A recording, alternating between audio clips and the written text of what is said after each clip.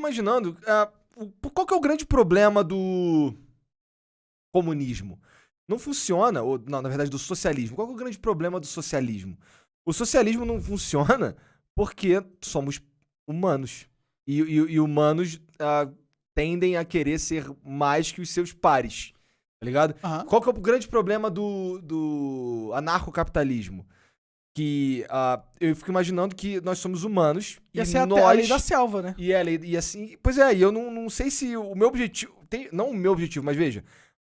É comum uma pessoa querer ser não rico, ser mais rico que o cara que mora do lado, Pra caralho. sabe? Super comum. Então, e eu fico imaginando se isso não impediria relações saudáveis, sem ninguém pra mediar, sem ninguém pra definir o que seria correto ou não, Socialismo, além da... você diz? Nesse caso, no anarcocapitalismo. Ah, sim. Sem ninguém pra ditar, por exemplo, o que seria moral de um ponto de vista do senso comum. Sim. Porque assim, o senso comum pode dizer que algo é moral e eu ser imoral, independente do que todo mundo acha e foda-se.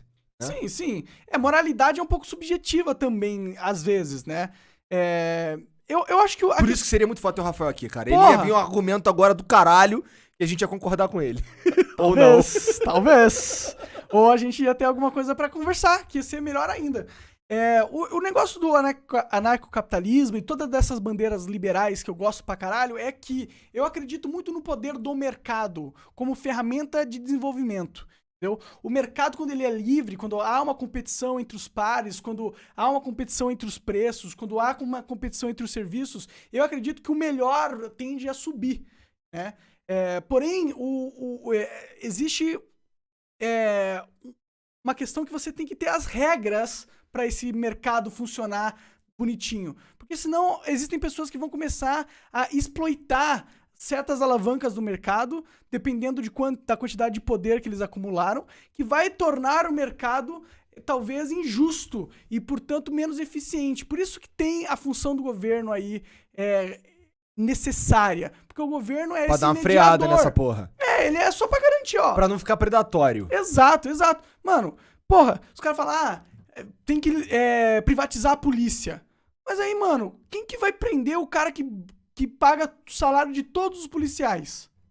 Quem que vai prender esse cara? Esse cara teria que necessariamente ser moral. E acima de qualquer suspeita sempre. O que não acontece nunca. E se a gente tivesse várias polícias privadas pra defender Aí o ia ter meu? guerra. Eu imagino que ia ser Mad Max. Porra. Né? Aí o cara fala, a gente tá aqui na minha área. Não, eu tô na minha área. O meu patrão falou que isso aqui é a minha Isso aqui é a área. guerra da carne. Nossa, cara, sério, eu não consigo enxergar o argumento que fala o Estado é inútil, a gente não precisa ter alguém mediando as paradas. Esse é o argumento que extrapola. Agora, se o argumento a economia tem que ser o mais liberal possível, pô, tô junto com você, cara. A economia tem que ser o mais liberal possível. Mas tem que ter... Todo extremo é perigoso. Pra caralho. Todo extremo é perigoso. Assim, qualquer um, em qualquer âmbito, falando sobre qualquer coisa. Religioso, ideológico, qualquer extremo é perigosíssimo, sabe? Sim. Então, assim, eu fico imaginando que, por exemplo, o anarcocapitalismo como uma ideia pura, ele é o extremo do que seria anarcocapitalismo, certo? Então, assim, não é possível que tudo nele tá certo. Não tem como, né? Sabe? Porque ele é extremo puxado pra cá e o que tá no meio.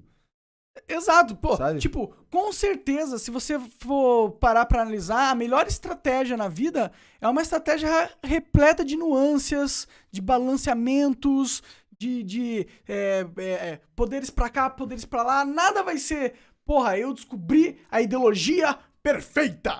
Por isso que eu imagino que, assim, tem um lance que... Por exemplo, sociedades muito antigas, como a japonesa, como os chineses, sabe? Sociedades que são antiquíssimas, que existem, que já estão aí, né? Então, Então, tem uma história. tem uma história que tem gerações, enfim, muitas, nossa, geração pra caralho de gente pensando, sabe? E evoluindo.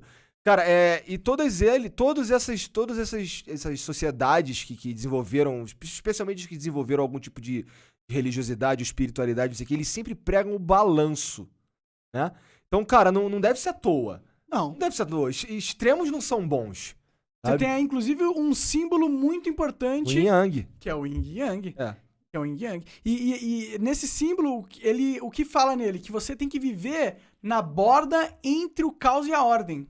E o Yin Yang é um símbolo que simboliza o caos e a ordem. Né? Sendo o preto o caos e o branco a ordem.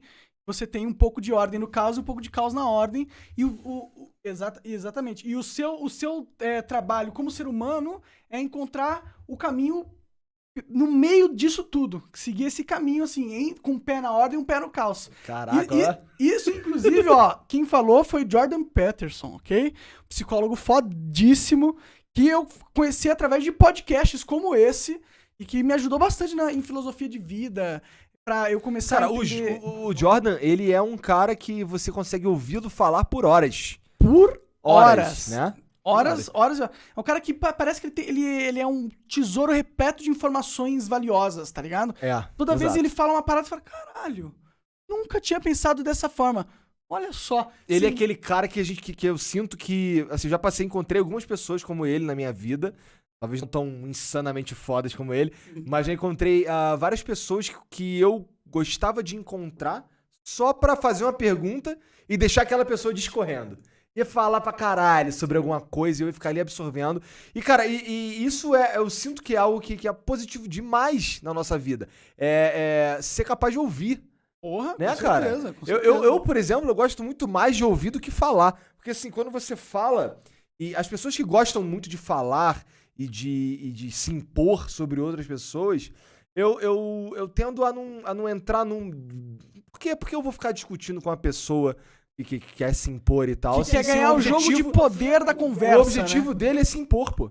Sim. Se impõe aí, cara. Eu vou tomar minha cerveja e... Eu vou crescer ouvindo o que eu puder ouvir e aprender o que eu puder aprender. É que tem muita gente que, em vez de pensar no que ela quer ganhar com as suas ações, ela pensa em como ganhar as ações.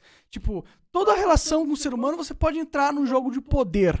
De ficar tentando se provar mais poderosa que a pessoa. Isso acontece no que você falou, quando você tá conversando. Se você fica se impondo ou achando que o que você tem pra falar é mais interessante, você tá basicamente exercendo o seu poder na conversa.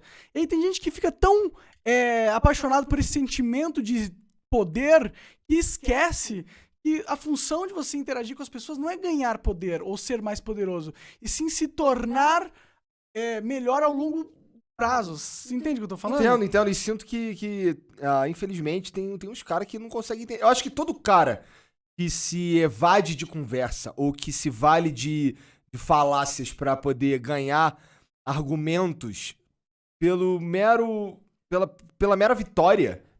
Pelo mero senso de confiança que objetivo ele tem, ele não quer tirar nada positivo daquela conversa, ele quer impor o ponto dele. Ele quer sentir um sentimento de prazer. Eu não quero conversar com esse cara. Ninguém quer, na verdade, né? Então, só que a gente tem uma quantidade insana de pessoas assim, pelo menos que se tornam assim quando senta atrás de um computador ou de um celular pra twittar algo. Ah, né? com certeza. Cara, putz, cara. E o Twitter é um lugar onde você encontra